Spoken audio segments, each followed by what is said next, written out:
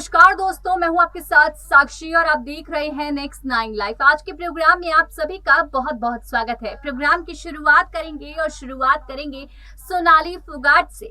सोनाली फोगाट का निधन को 1 महीना पूरा हो चुका है, लेकिन 1 महीने बाद भी कोई खास सबूत अभी हाथ नहीं लगा है। इस केस को सीबीआई हैंडल कर रही है, फिर भी अभी तक असली गुनहगार को सामने नहीं ला पाई। अब आप सोच रहे होंगे कि हम किस असली गुनहगार की बात कर रहे हैं। देखिए, अगर आप ध्यान से देखें तो सोनाली फोगाट के गुनहगार और आरोपी सामने आ गए, जिसका नाम है उनका पर्सनल असिस्टेंट सुधीर सांगवान और दूसरा उसका दोस्त सुखविंदर। लेकिन क्या आप जानते हैं कि सोनाली फोगाट का निधन तो हुआ, उनके साथ ये गुनहगार वहां मौजूद थे, उन्हीं की वजह से उनका निधन हुआ। लेकिन उन गुनहगारों को कमांड कौन दे रहा था, पीछे से उन पर कमान कौन चला रहा था, किसके हाथ में इनकी कमान थी? जी हाँ, एक शख्स जिसका चेहरा गायब है। वो शख्स कौन है? आखिर कौन सोनाली फोगाट का निधन चाहता था इतनी बेरहमी से? कोई एक शख्स जिसने तय किया था कि गोवा जाकर सोनाली फोगाट का निधन हो और गोवा जाकर उनका खुद का पर्सनल असिस्टेंट, जो कि उनके बारे में सब कुछ जानता है, वो वहां पर इस साजिश को अंजाम दे और किसी को कानो कान खबर भी ना हो। हर किसी ने देखा किस तरह से वहां पहुंचकर सोनाली फोगाट के इस केस में इस साजिश को अंजाम दिया गया और सोनाली फोगाट के साथ जो हुआ वो आप सभी जानते हैं। 1 महीना पूरा हो चुका है। 1 महीने बाद आज खाप पंचायत हुई और खाप पंचायत में देखने को मिला कि किस तरह से सोनाली फोगाट के इस केस में सीबीआई पर चर्चा होगी।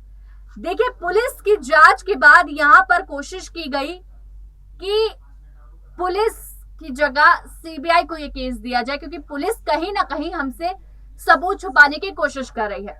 जब सीबीआई के हाथ में केस दे दिया गया तो सीबीआई कई चीजों को अच्छे से टटोल पाई, सीन रिक्रिएट किया, फिर भी शख्स का चेहरा सामने नहीं ला पाई। और आज की खाप पंचायत में सबसे बड़ा मुद्दा यही था कि जान पाए कि सीबीआई क्यों उस शख्स को सामने नहीं ला पा रही, और यहाँ सीबीआई की अगर कोई चाल है तो यहाँ सीबीआई को भी बदला जाए।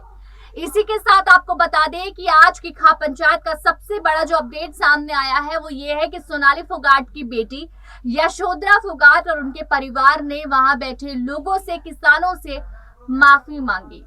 आखिर क्यों सोनाली फोगाट की बेटी ने क्यों माफी मांगी? क्यों वहां पर जो है ऐसा माहौल क्रिएट हो, या ऐसी क्या बात हुई जब वो माफी मांग रहे हैं?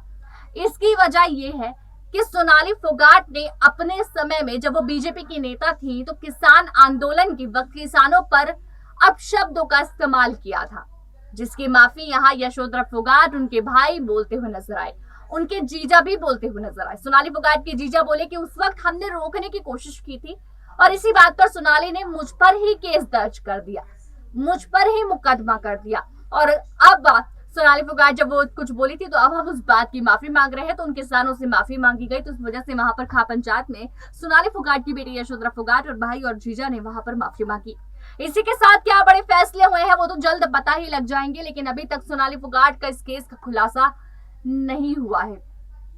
आगे की रिपोर्ट में हम आपको बताएंगे कि सोनाली फोगाट के इस केस में क्या क्या सबूत बरामद हुए, कौन कौन से फ्लैट पर जो है जांच पड़ताल हुई। लेकिन सवाल ये उठता है कि जब गोवा पुलिस जांच पड़ताल कर रही थी तो सोनाली फोगाट के हर घर, हर फ्लैट, हर फार्म हाउस पर जांच की, लेकिन सुधीर सांगवान का घर कहाँ है, सुधीर सांगवान का कमरा कहाँ है? एक बार जांच पड़ताल की, ज्यादा सबूत नहीं बरामद हुए तो छोड़ दिया। लेकिन यहाँ पर सबसे ज्यादा चीज जो मैटर करती है वो सुखविंदर का घर छानना होता है और सुधीर सांगवान का, क्योंकि कहीं ना कहीं बहुत सारे सबूत इन्होंने पहले से अपने यहाँ छुपा रखे होंगे। क्योंकि अगर हम गौर करें तो सोनाली फोगाट का जो फार्म हाउस है वहां से बहुत सारी चीजें, एसेसरीज गायब हैं, इलेक्ट्रॉनिक एसेसरीज गायब है, लैपटॉप गायब है, 5 महीने का सीसीटीवी फुटेज गायब है। तो पहले देखिए ये रिपोर्ट। सोनाली के निधन में मुख्य आरोपियों की न्यायिक हिरासत गोवा की मापुसा कोर्ट ने आगे 14 दिन के लिए बढ़ा दी है। शुक्रवार को गोवा पुलिस की एक टीम ने दोनों आरोपितों को मापुसा कोर्ट में पेश किया। इस दौरान सुधीर सांगवान व सुखविंदर की ओर से कोई वकील पेश नहीं हुआ और न ही दोनों आरोपितों ने जमानत के लिए कोई याचिका दायर की। उधर सूत्रों से मिली जानकारी के अनुसार सीबीआई अब इस मामले शनिवार को सुधीर सांगवान व सुखविंदर से न्यायिक हिरासत में पूछताछ कर सकती है।